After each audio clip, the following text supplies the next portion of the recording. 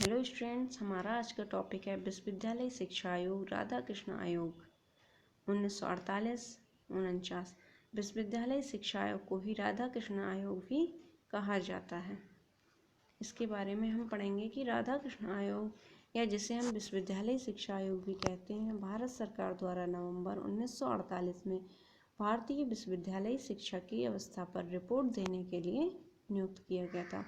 ये उच्च शिक्षा की कमियों को देखने के लिए, उनमें जो समस्याएं थी उन पर सुझाव देने के लिए नियुक्त किया गया था कि उच्च शिक्षा में हम कमियों को किस तरह से दूर कर सकते हैं और उच्च शिक्षा में क्या परिवर्तन होने चाहिए। इसके लिए इस आयोग का गठन किया गया था। लिखा ये आयोग 4 नवंबर 1948 को नियुक्त किया गया था। आयोग ने 25 अगस्त 1949 को अपनी रिपोर्ट भारत सरकार को सौंप दी। जी हाँ, डेट याद रखेंगे आप लोग। आयोग का गठन कब हुआ था? 4 नवंबर 1948 और अपनी जो रिपोर्ट थी सरकार के समक्ष प्रस्तुत की 25 अगस्त 1949 को। इसके बारे में और पढ़ते हैं थोड़ा सा। ये जो आप पिक देख रहे हैं ये हैं डॉक्टर सर्वपल्ली राधाकृष्णन। ये जो है हमारे स्वतंत्र भारत के प्रथम उपराष्ट्रपति और द्वितीय राष्ट्रपति भी रह चुके हैं। ये राधा कृष्ण हैं, इस आयोग के अध्यक्ष थे। इसीलिए जो विश्वविद्यालय आयोग है इसका नाम राधा कृष्ण आयोग पड़ा। ये स्वतंत्र भारत का पहला शिक्षा आयोग था। जी हाँ, क्योंकि जब हमारे देश भारत को स्वतंत्रता मिली 1947 में, उसके बाद 48 में इस आयोग का गठन हुआ है, तो जाहिर सी बात है ये स्वतंत्र भारत का पहला आयोग रहा होगा। इसे विश्वविद्यालय आयोग कहा जाता है क्योंकि इसकी नियुक्ति विश्वविद्यालय स्तर की शिक्षा व्यवस्था संरचना की जांच करना और तत्कालीन समस्याओं का पता लगाकर इसके संदर्भ में भारत सरकार को सुझाव देना था। जी हाँ, विश्वविद्यालय स्तर की जो समस्याएं थीं उनके बारे में पता लगाना और जो सुझाव थे किस तरह से इनको दूर किया जा सकता है, इनकी समस्याओं को, वो सुझाव जो थे इस आयोग को देने थे। अब आगे पढ़ते हैं कि इस आयोग ने क्या क्या सुझाव दिए। तो पहले तो है शिक्षण संकाय, टीचिंग फैकल्टी। आयोग ने टीचिंग फैकल्टी के बारे में सुझाव दिया कि विश्वविद्यालय स्तर पर या उच्च शिक्षा में किस तरह की टीचिंग फैकल्टी होनी चाहिए। नेक्स्ट है शिक्षण का स्तर, लेवल ऑफ एजुकेशन। नेक्स्ट है विश्वविद्यालय का प्रशासन और वित्त, university administration and finance. Next है विश्वविद्यालय शिक्षा की संरचना और संगठन, structure and organisation of university education. हमें हम 1 बाय 1 करके समझते हैं स्टूडेंट्स। सबसे पहले है टीचिंग फैकल्टी। इन्होंने कहा कि जो टीचिंग फैकल्टी है उसको 4 श्रेणियों में डिवाइड कर दिया जाए। नंबर 1 पे है प्रोफेसर, फिर है रीडर, नेक्स्ट लेक्चरर और जो है लास्ट में है ट्रेनर।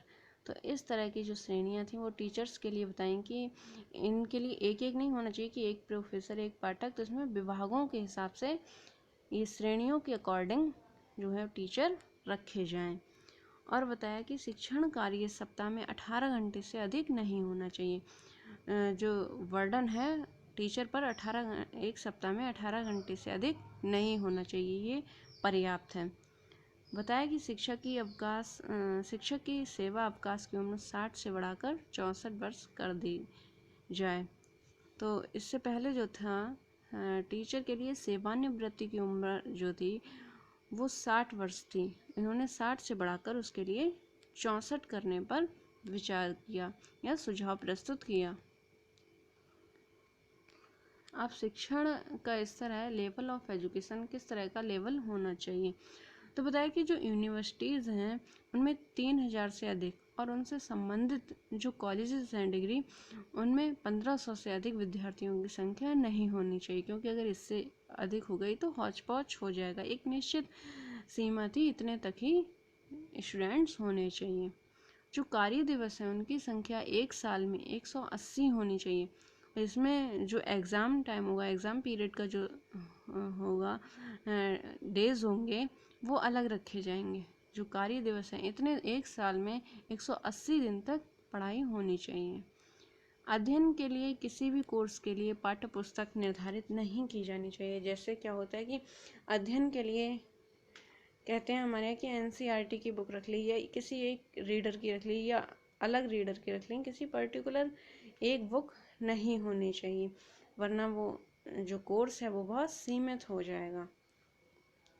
फिर है परीक्षाओं के स्तर को उठाने के लिए फर्स्ट सेकंड थर्ड श्रेणी के लिए न्यूनतम प्राप्तांक क्रमशः 70, 55 और 40% होनी चाहिए। फर्स्ट के लिए जिसकी 70% आए उसके लिए फर्स्ट, सेकंड के लिए 55 और थर्ड श्रेणी 40% पर ही घोषित की जाए। तो ये सुझाव दिए थे शिक्षण के स्तर के लिए। नेक्स्ट क्या सुझाव दिए? विश्वविद्यालय का प्रशासन और वित्त, यूनिवर्सिटी एडमिनिस्ट्रेशन एंड फाइनेंस। आयोग ने सुझाव दिया कि उच्च शिक्षा को समवर्ती सूची में रखा जाए। केंद्र और राज्य सरकारों को इसमें साझी जिम्मेदारी निभानी चाहिए। शिक्षा से संबंधित नीतियां बनाने का कार्य केंद्र सरकार का होगा और राज्य उन नीतियों को लागू करेगा। उन्होंने कहा जो शिक्षा है वो समवर्ती सूची के अधीन होनी चाहिए। इन्होंने अपने जो कार्य किया था 48-49 तक इस आयोग का कार्य था, लेकिन जो शिक्षा थी उसे समवर्ती सूची में तुरंत नहीं रखा गया था। ये होते होते 1976 में जो एक संशोधन हुआ था 42वां हमारे संविधान में, उसके अंतर्गत 1976 में शिक्षा जो थी वो समवर्ती सूची के अंतर्गत रखी गई थी, लेकिन जो सुझाव था वो 48 से 49 तक ही दिया गया था। नेक्स्ट है विश्वविद्यालय में एकरूपता लाने और महाविद्यालयों और विश्वविद्यालयों को अनुदान प्रदान करने के लिए विश्वविद्यालय अनुदान आयोग यूजीसी की स्थापना की जानी चाहिए।